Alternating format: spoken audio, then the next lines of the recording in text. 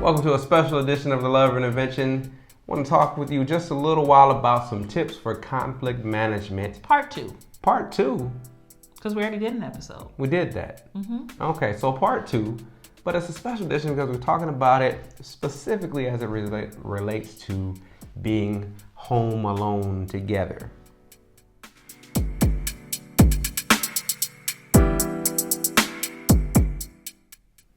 Right, home alone. Together. Right. So we, like many of you, have been home in the house for weeks together. Right. And we had some things that we need to work out. Mm-hmm. And we wanted to share those things with you. Right. So, tip number 1. Tip number 1 for conflict management. Conflict management. You're talking to your spouse, the love of your life. Mm-hmm. Something goes wrong. Something inevitably goes wrong. Mm-hmm. Stop. Right. Tip 1, stop. Mm-hmm. Breathe, then listen. Mm-hmm. Stop, breathe, then listen.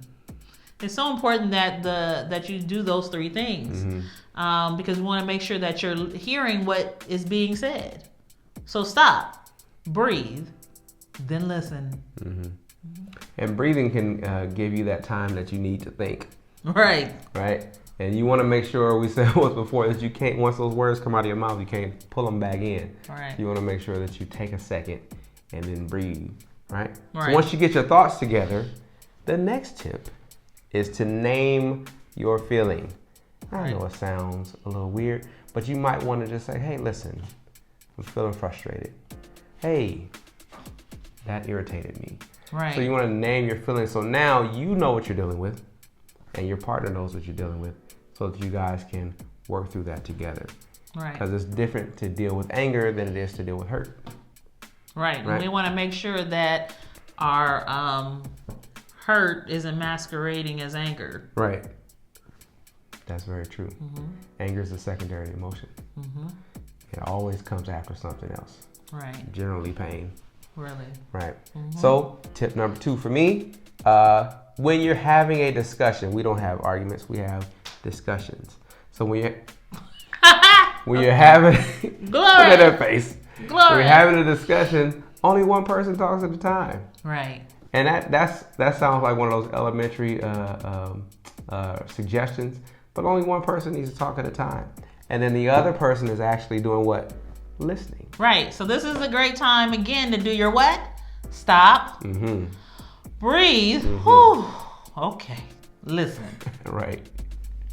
And then when as long as you're listening, then you can repeat back what you heard, right? To make sure that your partner, to make sure that you heard what your partner wanted you to hear. Mm-hmm. That way there's no misunderstandings, right? So even if you still disagree, at least you know what was said, right?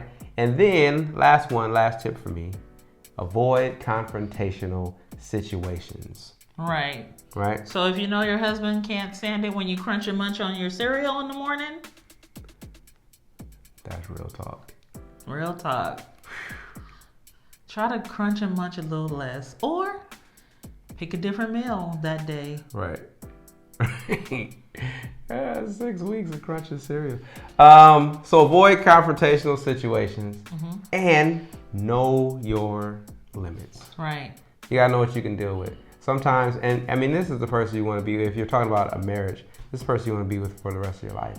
So you gotta know, like, okay, I need to take a break here, or they need a little bit of time there, so that you can get through what you need to get through. Particularly since we're still in this self-distancing kind of way. Stay home, stay safe. Right. COVID-19 situation. I'm open, haha, I'm not open type situation. Haha, I'm not open. Because some things, like, by the time you see this video, things will be like opening back up. Right. So they start talking about it. I'm open, haha, not really. Right. That's messed up. All right. Right. So it can be frustrating. It can be frustrating. What we learned, alone time is important. Yes. Okay, so you love your person. Oh, it's so great to be with you and the kids. week one. For real, right? But for real, week 6. Week 6 is like. Okay, so alone time is important. Yes. Go on some walks. Exercise. Mm-hmm. Go to the store. You need to run away. Mm-hmm. Go to the store. Buy some things. Mm-hmm. Maybe put your headphones on and do some chores. Mm-hmm.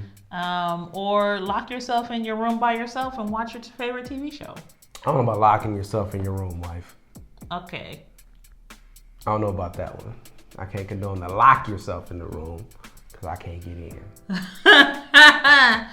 But go to a different room. Go to a different room. Watch your favorite TV show. Right. You gotta give each other some space. Some decompression has to happen. Right. Don't run away though, but space. Right. Space. Right. Self-care helps. Mm-hmm. Getting dressed. I know for me, I got the Rona hair. Your hair looks fine. Rona.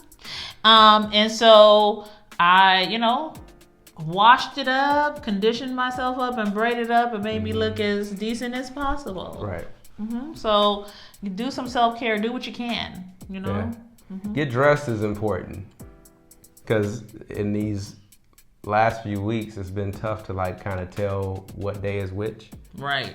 Right. And then you find yourself in pajamas or shorts and stuff all day, and then you finally get dressed. You're like, oh, this is what clothes feel like. Right.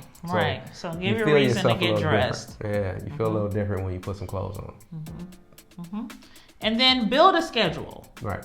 Build a schedule. Week 1, that would have been a good idea. Week 6, you still want to maybe try to build a schedule. If you have children, make sure they have a schedule. Your husband is out at work. You're out at work. You guys come back because nothing's open. Build a schedule to make time together.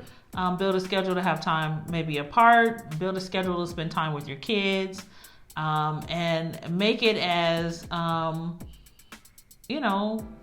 as workable as possible. Right. The schedule, you want to be able to adhere to it every day. Yeah. However, just so you kind of section out your day so it's not just like everything happening at all the time. Right. You don't want everything happening all the time. The kids are at school, I'm at work, my husband's at work, we're all in the house. Everything happens at the same time. There's you can't differentiate between the day and the time and the hour. So you want to put some hard pauses in the day. Right. And particularly if you're doing like I am, is working from home. Right. And that makes a huge difference because you don't actually leave the house to go to work. Right. Like I get up in the morning and say I'm going to work and I just go to a different room. So putting those pauses in and putting those breaks in are huge. Right. Well, those were our quick tips. Quick tips for conflict resolution in your marriage or your relationship during this self-distancing, lockdown, quarantine, COVID-19, almost open situation. All the things. So be careful. Wear your face mask. Get some gloves. Stay safe. See you next time.